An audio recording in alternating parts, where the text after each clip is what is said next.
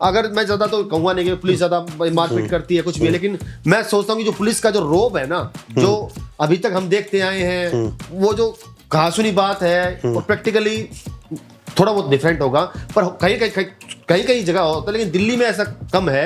वहीं से उसको पर यार दोस्त केस नहीं देते, दोस्तों मजे लेते हैं उल्टा कि वकालत की है, बता जरा मुझे कुछ। और वो सेक्शन ऐसा पूछेंगे आपसे, कोर्ट में होता है वो वकील, वहां पे उसकी चलती है। थाने में ऑफिसर्स ऑफ द कोर्ट, थाने में, हाँ जी, थाने में हेड कांस्टेबल होगा ना, वो भी कैसे बदतमीजी कर लेगा, रात को तो इंतहाई हो जाती है। वो एक्सपीरियंस में हमने देखा है। हमने वकालत ऐसा प्रोफेशन है कि टिल द मतलब टिल योर लास्ट ब्रेथ तो आप पढ़ना ही पड़ेगा ना। 3 एक्ट आ गए, पढ़ना पड़ेगा ना, पढ़ना पड़ेगा, नए एक्ट्स आ गए। हाँ जी। फिर एक बार आप सभी का स्वागत करता हूं अपने इस पॉडकास्ट चैनल पर। और आज फिर से हम 2 एडवोकेट्स को आपके लेकर आए हैं सामने, ताकि आप अपने आप को और कानून जानकार बना सकें और जो नए वकील साहब हैं वो समझ सके और सीख सकें कि किस तरह से आप प्रैक्टिस करेंगे किसी भी कोर्ट में, और क्या प्रॉब्लम्स आपको फेस करनी होती है या क्या प्रॉब्लम्स को आप फेस करते हो, और साथ ही अपने कॉन्फिडेंस को और कैसे आप बिल्डअप कर पाएंगे। और आज पॉडकास्ट में हमारे साथ हैं एडवोकेट राहुल भारद्वाज और एडवोकेट कार्तिक शर्मा जी। दोनों ही प्रैक्टिस करते हैं दिल्ली में। और अभी राहुल जी कुछ बताइए अपने बारे में। सर बेसिकली मैं हरियाणा से हूँ और महेंद्रगढ़ हमारा डिस्ट्रिक्ट है। मैं 2006 में मैंने 10th की थी। उस टाइम मैंने 11th-12th में कॉमर्स ली, तो उस टाइम हमारा एजुकेशन का जो लेवल था वो गाइडेंस की कमी थी। इतना ज़्यादा हमें नहीं पता था कि हमें फ्यूचर में करना क्या है क्या नहीं करना। तो कॉमर्स ले ली, तो सोचा कि CA करेंगे। उसके बाद में फिर हमने BBA कर लिया। मैंने BBA स्टार्ट कर दिया वहीं लोकल कॉलेज से। तो वहाँ सोचा कि फिर BBA करके MBA करेंगे। तो बेसिकली MBA किया, तो फिर MBA करते करते सोचा कि अब तैयारी IAS की प्रिपरेशन कर लेते हैं, उधर चले गए। फिर IAS तो में आपने IAS की कोचिंग आपने ली है? हाँ, मैंने IAS की कोचिंग आपने प्री या प्रीलिम्स आपने किया क्या? मैं प्रीलिम्स मेरा नहीं हो पाया था। इसी वजह से मैं वही बताना चाह रहा हूँ कि जो मैंने IAS प्रिपरेशन की, फिर मैंने लास्ट में लॉ चूज किया। तो बेसिकली मैं कहना ये चाहता हूँ कि लाइफ में ना अब मेरी जो जर्नी है वो मेरी जैसी जर्नी कई लोगों की होगी, कई स्टूडेंट्स की होगी जिनकी जर्नी लास्ट में लॉ को उन्होंने चूज किया। आपके घर में कोई पहले कोई वकील साहब नहीं? मैं फर्स्ट जनरेशन लॉयर हूँ। तो प्रॉब्लम बहुत फेस की होगी प्रॉब्लम मैंने बहुत फेस की है सर। तो मैं वही कहना चाह रहा हूँ कि एक गाइडेंस की कमी ना होने के कारण हमने एक डिफरेंट फील्ड चूज करते करते करते करते लॉ तक पहुंचे हैं। तो ये जो फील्ड होता है एक फर्स्ट जनरेशन लॉयर के लिए, जो जिगजैग वे में आता है ना, वो बहुत डिफिकल्ट हो जाता है। क्योंकि कारण उसका ये है सर कि पर्टिकुलर डायरेक्शन नहीं होती, डायरेक्शन नहीं होती। कारण उसका ये है सर, 12th में अगर देखी जाए तो 12th में कैरियर बन जाता है बच्चों का। कैसे भाई, NDA करना है तो NDA में चले जाएगा, बच्चा सिलेक्ट हो जाएगा। आपका मेडिकल करना है तो मेडिकल में सिलेक्ट हो जाएगा, इंजीनियरिंग में चला जाएगा। तो कहीं ना कहीं एक शॉर्ट उसको ये हो जाएगा, घर वाले भी सेटिस्फाइड हो जाएंगे, सोशली भी सेटिस्फाइड हो जाएगा कि हाँ भाई ये बच्चा है, ये कुछ कर लेगा। और जिन्हें लॉ ही करनी होती है वो 12th के बाद भी लॉ कर सकते हैं, वो कर सकते हैं। लेकिन सर मैं कहना चाहता हूं कि अगर गाइडेंस प्रॉपर है तो वो डायरेक्टली कर लेगा। मैं कह रहा हूं कि जिन बच्चों के पास गाइडेंस नहीं है, मैं हमारे जो स्पेक्टेटर्स हैं वो ऐसे भी हैं जो डायरेक्टली नहीं आए हैं। डायरेक्टली अब तो मैं दूसरी फील्ड पे आ रहा हूं कि जैसे जो डायरेक्टली नहीं आए हैं, जिनको बाद में चूज करना पड़ा। कई मेरे जानकार लॉयर्स ऐसे भी हैं जिन्होंने पहले अलग अलग फील्ड्स में रहे, लास्ट में उन्होंने लॉ चूज किया। तो मैं ये कहना चाहता हूँ कि वो जो फील्ड होता है ना सर, लॉ प्रोफेशन के बारे में क्या बोलना चाहते हैं? कैसा प्रोफेशन है ये? सर लॉ प्रोफेशन बहुत बेहतरीन है, इसलिए तो हम लास्ट में इस प्रोफेशन में आए पहुंचे हैं। क्यों? क्योंकि सर जो मैं फिर उसी पॉइंट पे आ रहा हूं मैं कि जो जिगजैग वाला जो रास्ता है ना, वहां से हटके अगर हम प्रीफरेबली अगर हम लॉ में जाते हैं तो 12th के बाद बच्चा सीधा क्लैट करेगा। 5 साल की लॉ होती है, उसमें बच्चा अगर ढंग से अगर क्लैट की तैयारी कर लेता है तो अच्छे LLU में उसका एडमिशन हो जाएगा। और उसके लिए उसके लॉ से बहुत बेस्ट कोई करियर अच्छा नहीं हो सकता, क्योंकि उसमें उसकी डिग्निटी है, उसमें उसके पास एक फ्यूचर स्कोप है, उसमें उसके पास एक फ्रीडम है काम करने का, उसमें उसके पास अच्छे पैकेज है, उसके पास अच्छी कंपनियां हैं, उस पर बहुत कैंपस प्लेसमेंट है, जो कि 12th के बाद बहुत कम ऐसे स्कोप है जहाँ पे होती है।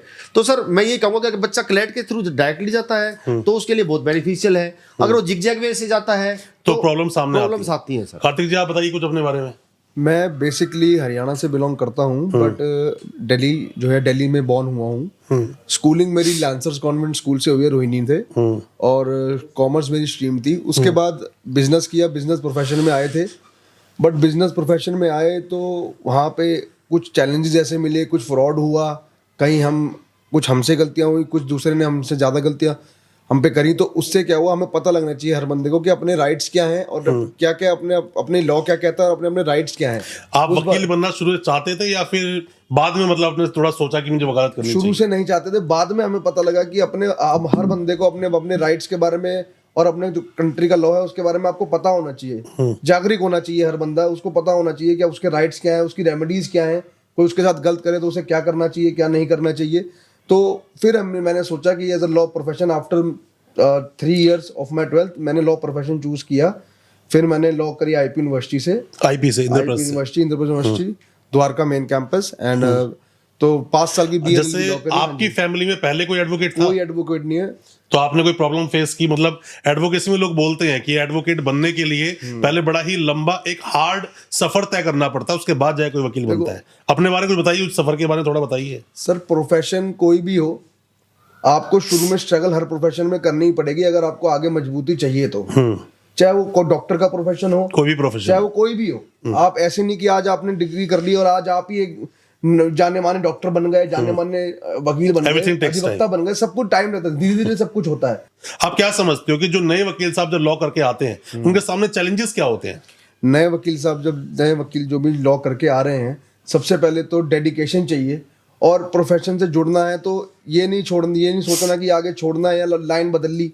परेशान बंदा परेशान होके मेंटली करके, क्योंकि परेशान क्यों होता है? ऐसी क्या बात हर किसी का फैमिली अलग बैकग्राउंड अलग होता है। किसी के कोई दिक्कत है, किसी की कोई दिक्कत है। तो ये प्रोफेशन ऐसा है, टाइम मांगता है, लेकिन हाँ स्टेबिलिटी मांगता है। एक बार आपने अगर अच्छा अपना 5-7 साल डेडिकेशन के साथ, कंसिस्टेंसी के साथ आपने अगर बिता लिए तो ये तो मतलब आपके हिसाब से 4-5-6 साल तो एक नए जो भी कोई लॉ करके आया है उसको घिसना ही पड़ेगा। नहीं सर, वो सबके लिए नहीं है, घिसने वो सबके लिए नहीं है सर। वो किसके लिए है? वो वेरी करेगा। जैसे? जैसे कि मान लो मैं हरियाणा से आया हूँ, हाँ। मैं दिल्ली में आया, दिल्ली में आया मैंने लोग जैसे चलो मैं कहीं से भी लोग करके आया, छोड़ देते हैं उसको, रिस्पेक्टिव ऑफ दैट।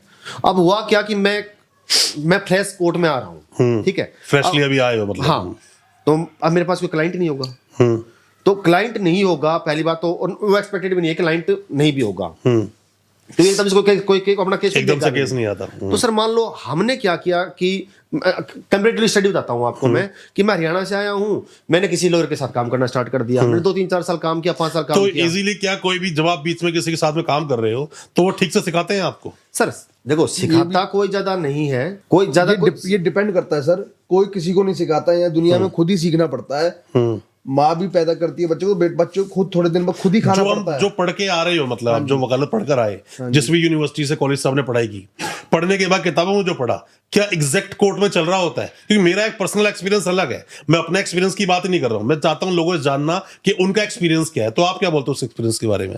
सर देखो, बुक्स में जो लिखा होता है और प्रैक्टिकली जो एग्जीक्यूट होता है उसमें दिनों रात का अंतर होता है। ठीक है। जैसे फॉर एग्जांपल अगर हम देखेंगे तो काफी स्पेक्टेटर्स होते हैं जो नॉर्मली देखते हैं यूट्यूब पे या मूवी में, कहीं देख लेंगे कि जी पुलिस के पास हम जाएंगे, रेफर कर लेंगे। ऐसा होता नहीं है, ऐसा होता है, चक्कर काटने पड़ते हैं। ऐसा होता है सर कि वो सोचेंगे, और अगर मान लो कोई लेमैन है तो जाएगा थाने में, कहेगा भाई मेरा एफआईआर कर दे जाके सीधा। मतलब अभी फिल्मों की आपने बात की तो मैं एक बात और बोलना चाहता हूँ। फिल्मों में जैसे कि लटका के बड़ा उल्टा सीधे तरीके से मारते हैं, बहुत बुरी तरह से मारते हैं, हालांकि वो सिर्फ पिक्चर है तो दिखाया जा रहा है। रियलिटी भी कहीं कहीं होता है कि पुलिस की बर्बरता होती है, इस पर आप क्या बोलोगे? सर देखो, वो जो मूवीज में होता है, फिल्मों में होता है, वो तो एग्जीगरेशन होता है बिल्कुल। पर रियलिटी बात करें ना तो अब अगर हम कहीं ना कहीं ये सच्चाई भी है, पर इतना लेवल नहीं होता, इतना नहीं क्योंकि जब तक अगर आप खाली पूछताछ करेंगे तो कोई भी इंसान है वो बेल लेके भी चला जाएगा। तो फिर इसीलिए कस्टडी में जब जाता है इंसान तो 50% तो वहीं पे ही उसका एक माइंड क्लियर हो जाता है कि मैं पुलिस के पास जा रहा हूँ, मुझे क्लियर कट बोलना पड़ेगा, मैं ज्यादा उसको गुमराह नहीं कर सकता।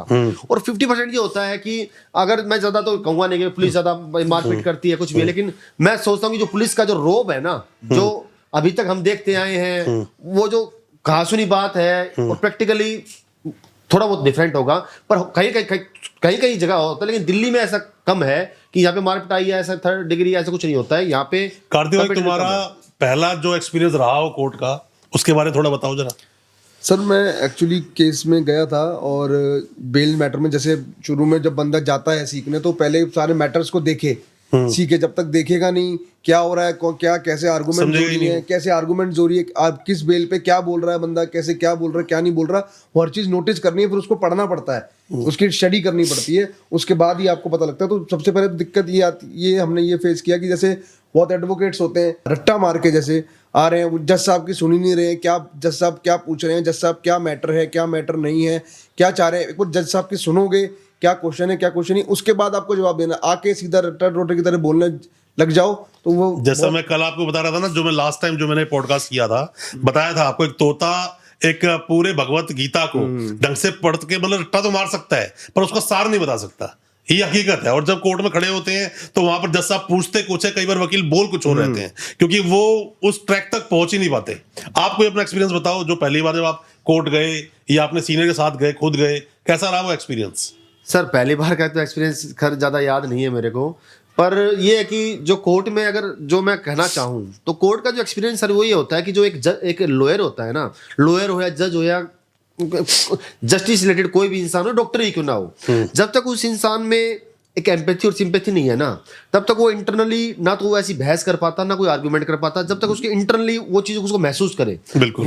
उदाहरण के लिए सर मान लो कोई इंसान 2-2.5 साल जेल में रह के आया है, तो उसके साथ मे भी उसने सही गलत किया है सही किया जाए वो बात की वो अलग की बात है, वो बात की बात है, पर हमें कल एक एज एन एडवोकेट हमें ये सोचना चाहिए, एक माइंड में ये कंसेप्शन होना चाहिए कि हम अगर इसने गलत किया है तो वो ट्रायल के बाद आएगा, ट्रायल के बाद अभी फिलहाल तो वो ऐसा क्लियर नहीं है कि भाई An उसने गलत accused is किया है। innocent until proven guilty। Until proven guilty।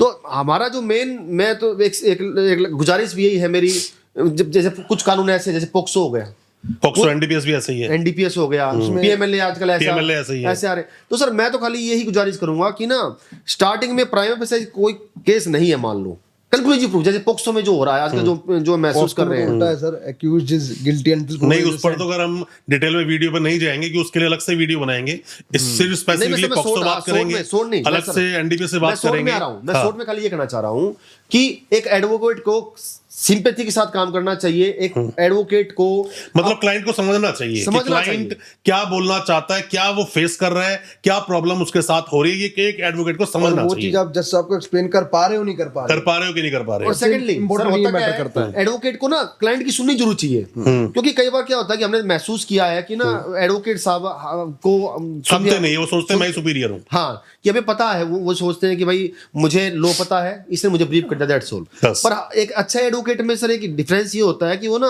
वो उसको जो क्लाइंट है उसको उसकी बारीकियां उस केस की ज्यादा पता होता है सर, बिल्कुल। तो उनको अगर वो वकील साहब नोट करेगा और जज साहब के सामने प्रेजेंट करेगा, और कहीं ना कहीं अगर वो भी जो आपके साथ क्लाइंट है जो अक्यूज्ड है, पर नए वकील को तो इतना कुछ पता ही नहीं होता।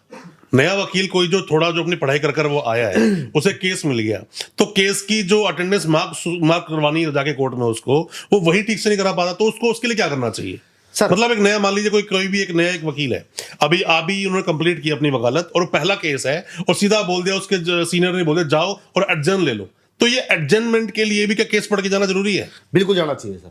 मैं तो अगर कोई भी एस्पिरेंट एडवोकेट से अगर इनको देख रहा है या वो पहली बार जाने की कोशिश कर रहा है, तो मैं तो जो मेरे साथ हुआ है, मैं खाली आप ये जरूर राय दूंगा कि आप ना एडजर्नमेंट के लिए भी जा रहे हो तो आप अपने लिए अपॉर्चुनिटी देखो, आप हाँ, अपॉर्चुनिटी देखो, क्या सीख सकते हो, किसी भी सिचुएशन के लिए तैयार रहो, तैयार रहो कि जज साहब जो कुछ ही है, बोल आप सकते कुछ भी हैं। पूछ लें तो आपको वहां डल नहीं रहना है। हाँ। आपको वहां आपको पूरी तरह ना पता हो तो ऊपर से आउटलाइन पता हो, कुछ तो पता हो कुछ तो इसके brief बारे कर में, दो। ऐसा नहीं कि बुद्धू ऐसा की तरह नहीं, खड़े हो गए कि जाकर वहां आपको पर, पता ही नहीं, आप कुछ पता ही नहीं है। किस फाइल के लिए खड़े हो, किस मैटर के लिए खड़े हो, वो ही नहीं पता आपको।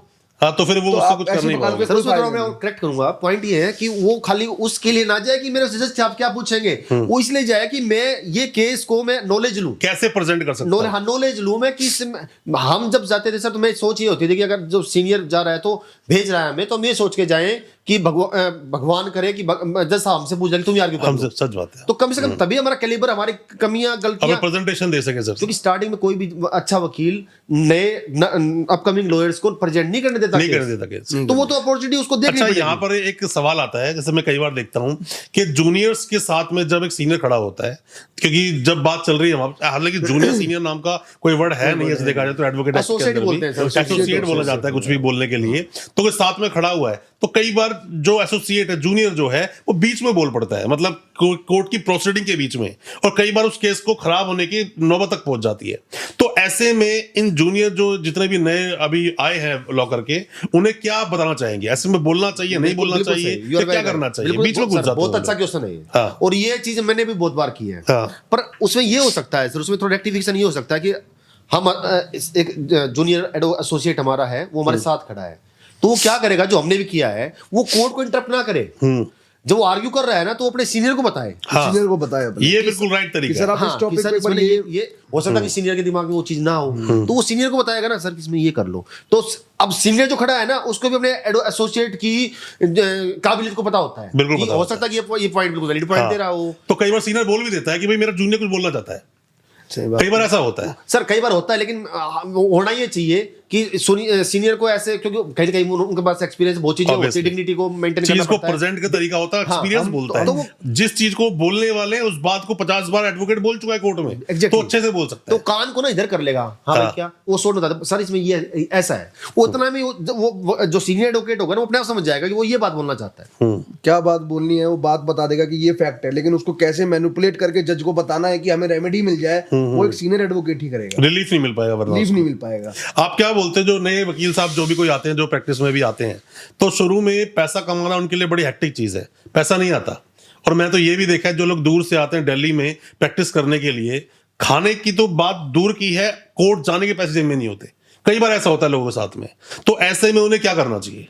सर देखो, मैं अपना एक्सपीरियंस फिर बताऊं तो मेरा एक्सपीरियंस ये था सर कि जब मैं यहाँ पे आया था, तो मेरे साथ भी सेम टू सेम हालात, इतने तो खराब हालात नहीं थे, लेकिन ये थे कि भाई सर्वाइव करना है, प्रॉब्लम तो होती है, सर्वाइव करना है, सर्वाइव तो करना केस है। नहीं होते हैं, पैसे नहीं मिलते हैं। सर्वाइवल की एक दिक्कत थी कि भाई हमें ज्यादा, क्योंकि सर इसमें पॉइंट ये है ना, हम लोग कब करते हैं भाई, नॉर्मली 12th में मैंने कहा कि सेटल हो जाते हैं, हमारे पास ग्रेजुएशन के 3 साल, उन लोगों के 3 साल, 6 साल का हमारे पास एक और एड ऑन हो जाता है, Add on हो जाता जो है। लाइबिलिटी बन जाता है। बिल्कुल बिल्कुल बिल्कुल। तो उसमें जो आप जो बात कह रहे हो वो 99% हो जाती है, वो कहीं हो ना जाती कहीं जाके। उसमें के लिए क्या करना चाहिए सर कि ना, पार्ट टाइम आप, जैसे मैंने किया, मैंने जैसे लो पढ़ाया मैंने, चलो पार्ट टाइम तो लो होती नहीं, पर ट्यूशंस पढ़ाए मैंने। अच्छा ट्यूशन पढ़ाए पार्ट टाइम एक जॉब की अलग से। हाँ, ट्यूशंस पढ़ाए मैंने। एजुकेशन में दे सकते हो आप, एजुकेशन नॉलेज। ट्यूशन पढ़ाए मैंने ट्यूशन पढ़ाया। मान लो अब किसी के पास ये अपॉर्चुनिटी है, किसी के पास टाइपिंग कर ले, उसकी टाइपिंग स्पीड भी सुधर जाए, बिल्कुल सुधर किसी जाएगी। कोई ड्राफ्टिंग कर ले।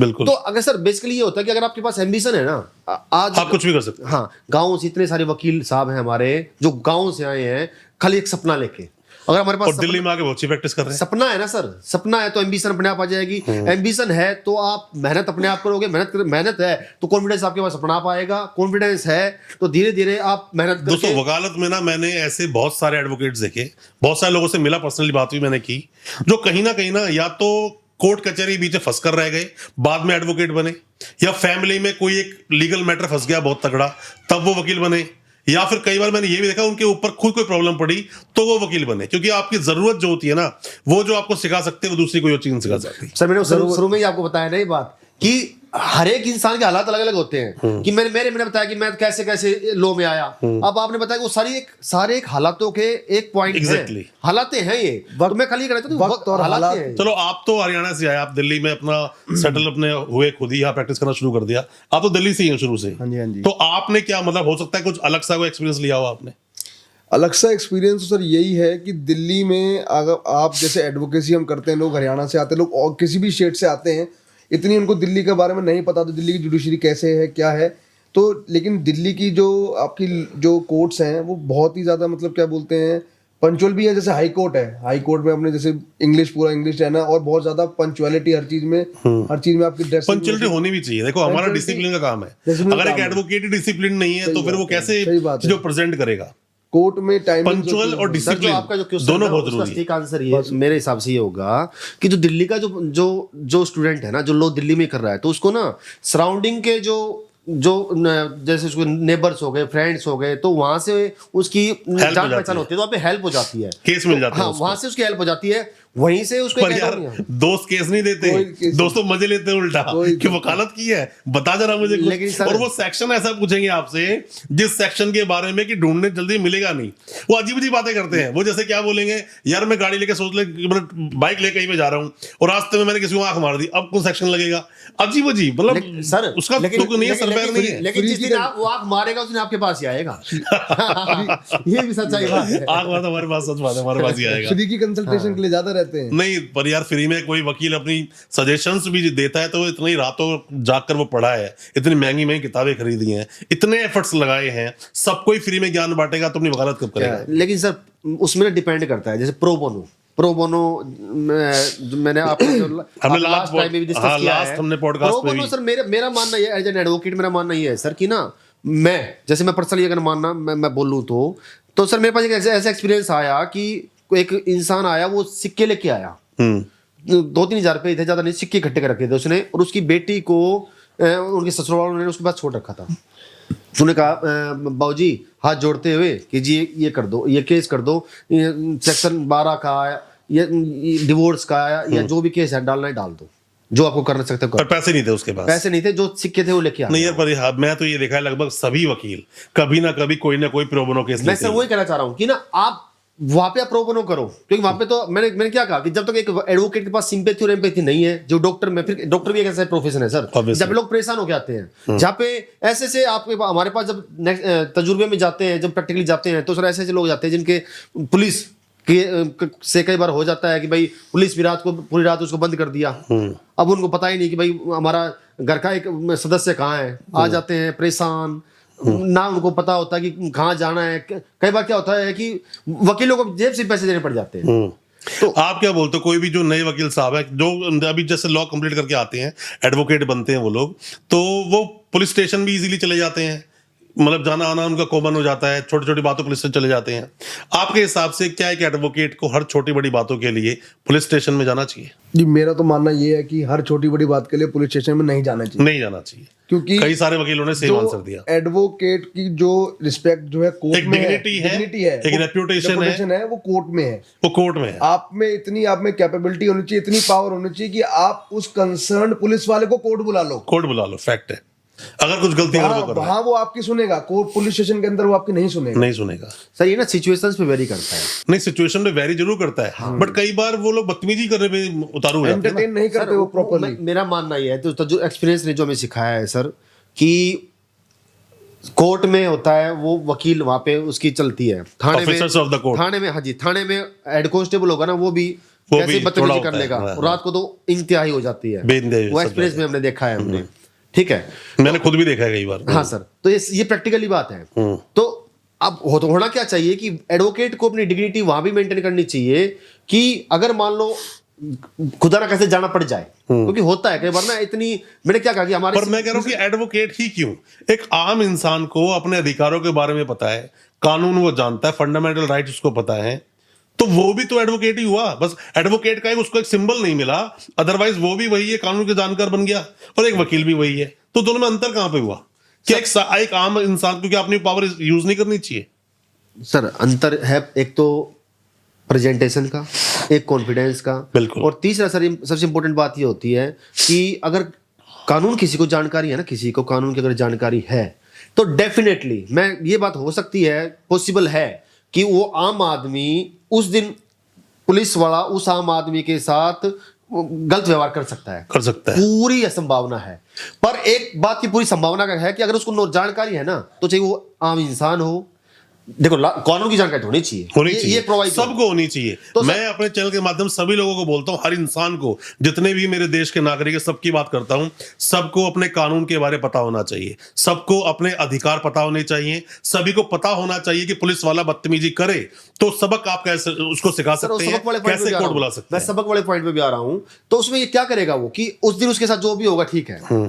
ऐसे बहुत से उदाहरण हैं सर, बहुत से एग्जांपल हैं हमारे पास। पब्लिक सर्वेंट ही तो है, अल्टीमेट सरकारी नौकरी तो है। तो होता क्या है, जब तक वर्दी है तब तक तो गर्मी होती है। अगर ऐसे जो गलत लोग हैं, रिश्वतखोर लोग हैं, वर्दी गई तो मामले खत्म हो गया।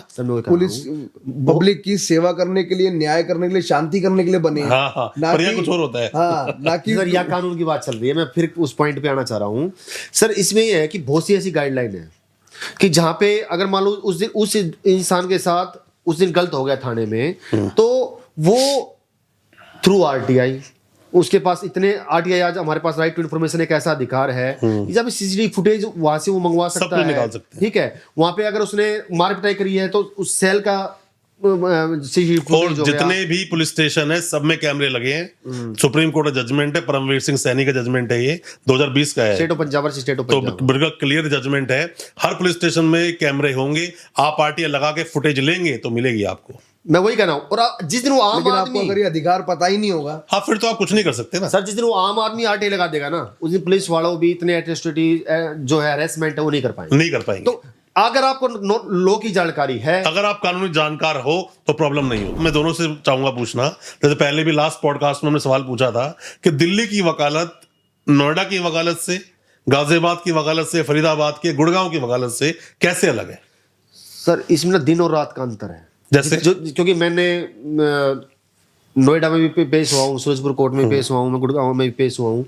सर बेसिकली ये है कि जो यहाँ का एक इंफ्रास्ट्रक्चर है वो अलग है। फैसिलिटीज हैं बहुत सारी, फैसिलिटीज हो दिल्ली में गई, फैसिलिटीज काफी हैं। इंफ्रास्ट्रक्चर हो गया, चीजों को फास्ट बनाना, कैसे करना, वहाँ हर चीज में बहुत फर्क है। मैंने तो नोएडा में देखा था, मेरा केस लगा हुआ था वहां पर, एक केस में आर्गुमेंट करने में वहां पर गया था। उस एक कोर्ट के 250 केस लगे हुए थे। या 250 के 250 केसेस को एक जज साहब कैसे करेंगे कवर? डेट देंगे ना।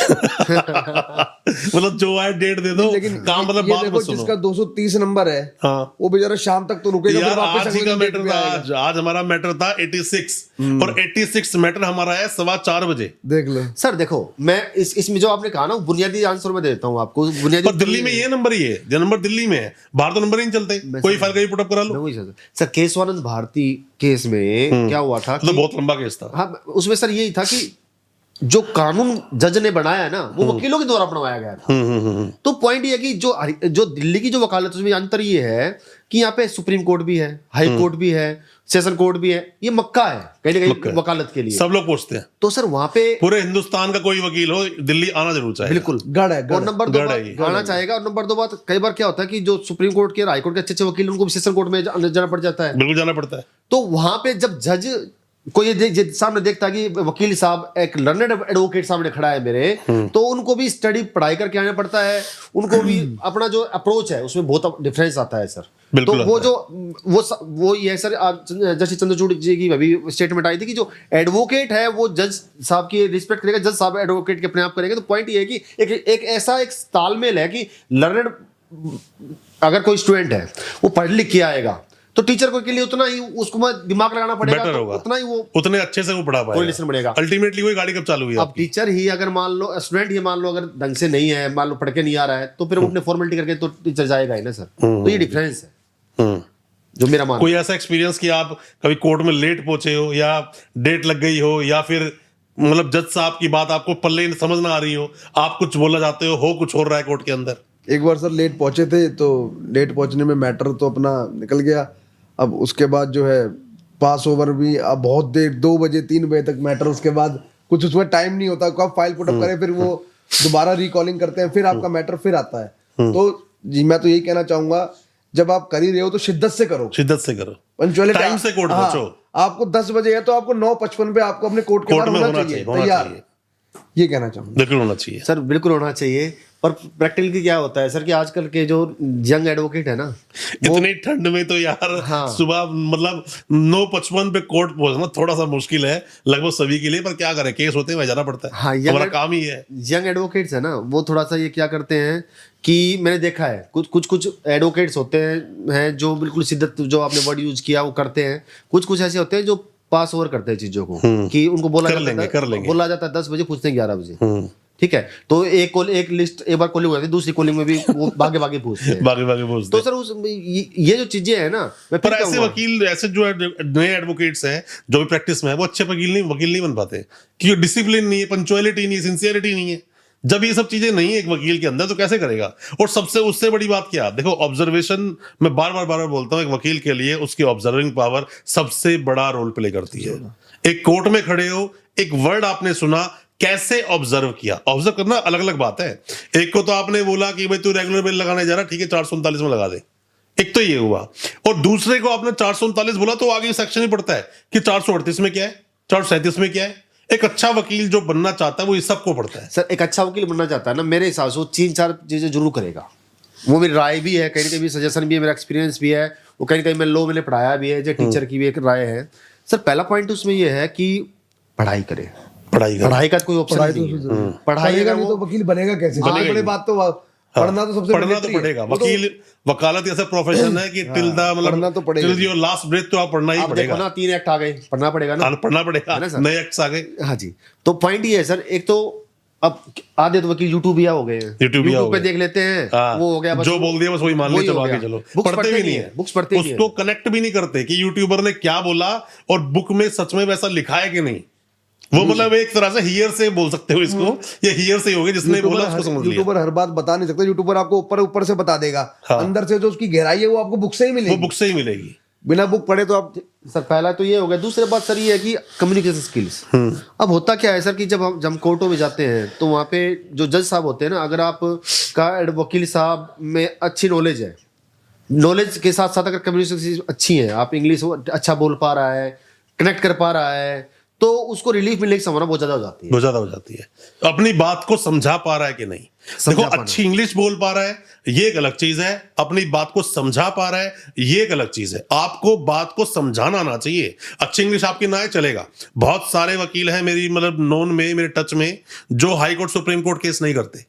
वो साफ मना करते हैं भाई हाई कोर्ट सुप्रीम कोर्ट हम नहीं जाएंगे, हमारी इंग्लिश अच्छी नहीं है। हालांकि नॉलेज हमें बहुत है, पर हम हाई कोर्ट सुप्रीम कोर्ट करते ही नहीं। हम तो नीचे कोर्ट करते हैं जहां पर कि हम हिंदी में बोलते हैं, अच्छा बोल सकते हैं और अपने केस में रिलीफ ले सकते हैं। कम्युनिकेशन स्किल्स अच्छी होनी चाहिए सर, मैं वही कह रहा हूँ। तीसरा पॉइंट सर ये है कि कोई भी वकील चाहे वो स्टार्टिंग वाला, चाहे फर्स्ट डे वाला हो, चाहे वो 7वें साल में हो, चाहे 17वें साल में हो, बेसिकली होता है ड्रेसिंग सेंस। अगर आप अच्छी ड्रेसिंग सेंस के साथ जा रहे हो कोर्ट में तो आपको रिलीफ मिलने की संभावना ज्यादा करने कहूंगा, उसको अफेक्ट करेगी। पर उससे ये होता है कि आप जब वहां पे खड़े होते हैं ना, तो आप कॉन्फिडेंस जरूर फर्क पड़ता है।